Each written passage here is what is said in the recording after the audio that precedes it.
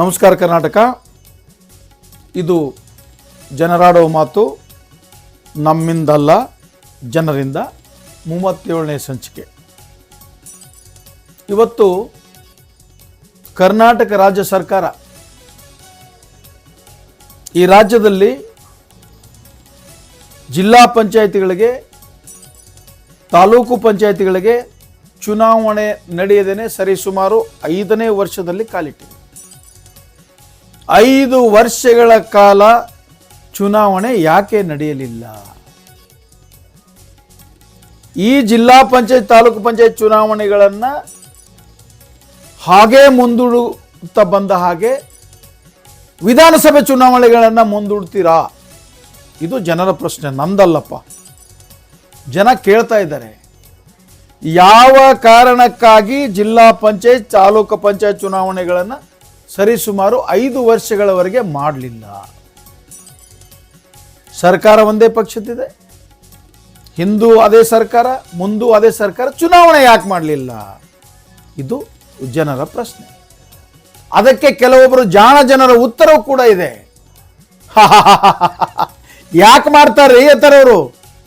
ಬಹುತೇಕ ಶಾಸಕರುಗಳು ತಾಲೂಕು ಪಂಚಾಯತ್, ಜಿಲ್ಲಾ ಪಂಚಾಯತ್ಗೆ ಏನು ಬರ್ತಾ ಇದೆ ಅನುದಾನವನ್ನು ಅಧಿಕಾರಿಗಳ ಮುಖಾಂತರ ವಾಮ ಮಾರ್ಗದಿಂದ ಆಕ್ಷನ್ ಪ್ಲಾನ್ ಅನ್ನು ಮಾಡಿ ತಮ್ಮ ಕಾರ್ಯಕರ್ತರ ಹೊಟ್ಟಿ ತುಂಬಿಸುವ ಕೆಲಸ ಮಾಡುತ್ತಿದ್ದಾರೆ ಎಂದು ಕೂಡ ಉತ್ತರ ಕೊಡ್ತಾ ಇದ್ದಾರೆ.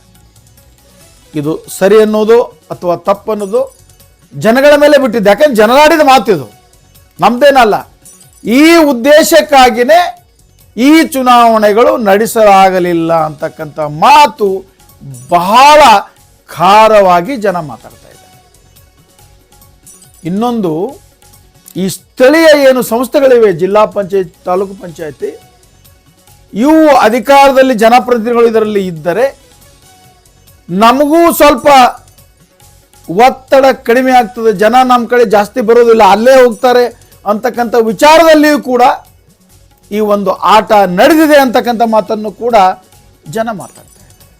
ಇದಕ್ಕೆ ಈಗಿನ ಸರ್ಕಾರದಲ್ಲಿರ್ತಕ್ಕಂಥ ಅಧಿಕಾರದಲ್ಲಿದ್ದ ಎಲ್ಲ ಮಾನ್ಯರು, ಎಲ್ಲ ಶಾಸಕರುಗಳು ವಿಚಾರ ಮಾಡ್ತಕ್ಕಂಥದ್ದು.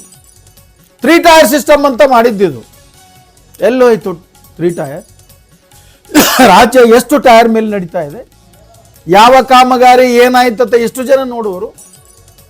ಸುಮಾರು ಸದಸ್ಯರು ಇರ್ತಾರೆ ತಾಲೂಕು ಪಂಚಾಯತ್, ಜಿಲ್ಲಾ ಪಂಚಾಯತ್, ಅವರೆಲ್ಲ ಒಂದು ಕಣ್ಣಾಯಿಸ್ತಾರೆ ಯಾವ ಕಾಮಗಾರಿ ಏನು ನಡೆದಿದೆ ಅಂತಕ್ಕಂಥದ್ದು. ಅದು ಎಲ್ಲ ಆಗಬಾರದು. ನಾವು ಮಾಡಿದ್ದೇ ಮಾಟ, ಆಡಿದ್ದೇ ಆಟ ಆಗಬೇಕಂತ ವಿಚಾರದಲ್ಲಿ ಈ ಸರ್ಕಾರ ಹೀಗೆ ಮಾಡಿದೆ ಅಂತಕ್ಕಂಥ ವಿಷಯವನ್ನ ಜನ ನಿಷ್ಠೂರವಾಗಿ ಮಾತಾಡ್ತಾ ಇದ್ದಾರೆ.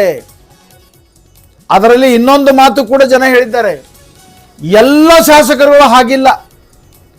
ವಿಧಾನಸಭೆಯಲ್ಲಿ, ವಿಧಾನ ಪರಿಷತ್ನಲ್ಲಿ ಸಾಕಷ್ಟು ಒಳ್ಳೆಯವರಿದ್ದಾರೆ, ಅವರ ಆಟಕ್ಕೆ ಎಲ್ಲಿ ಮಣೆ ಇಲ್ಲ.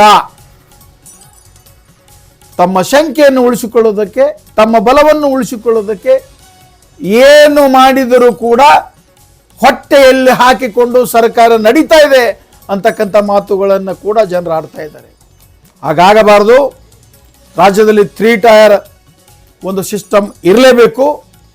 ಯಾರೇ ಇರಲಿ, ಏನೇ ಇರಲಿ, ಏನೇ ಮಾಡಿ, ಏನೇ ಆಡಿ, ಆದರೂ ದಯವಿಟ್ಟು ರಾಜ್ಯದ ಜನತೆ ಹಿತಾಸಕ್ತಿಯನ್ನು ಕಾಪಾಡಬೇಕು.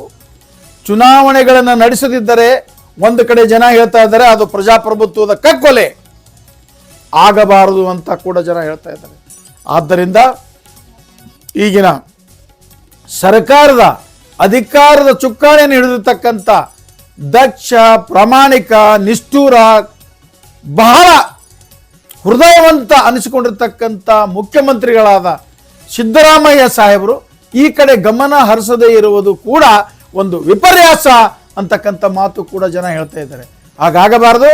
ಈ ನಾಡ ದೊರೆ, ಈ ನಾಡಿನ ಮುಖ್ಯಮಂತ್ರಿಗಳು ಮತ್ತು ಇನ್ನೊಂದು ಗ್ರಾಮೀಣಾಭಿವೃದ್ಧಿ ಪಂಚಾಯತ್ ರಾಜ್ಯ ಮಂತ್ರಿಗಳಾಗಿರ್ತಕ್ಕಂಥ, ಯುವಕರಾಗಿರ್ತಕ್ಕಂಥ ITBT ಸಚಿವರಾದ ಶ್ರೀಮಾನ್ ಖರ್ಗೆ ಸಾಹೇಬರು, ಪ್ರಿಯಾಂಕ ಖರ್ಗೆ ಸಾಹೇಬರು, ಅವರಿಗೆ ಇದರಿಂದ ಸ್ವಲ್ಪ ಏನಾದರೂ ಚ್ಯುತಿ ಬರ್ತಾ ಇದೆ ಅಂತ ಕೂಡ ಜನ ಮಾತಾಡ್ತಾ ಇದ್ದಾರೆ.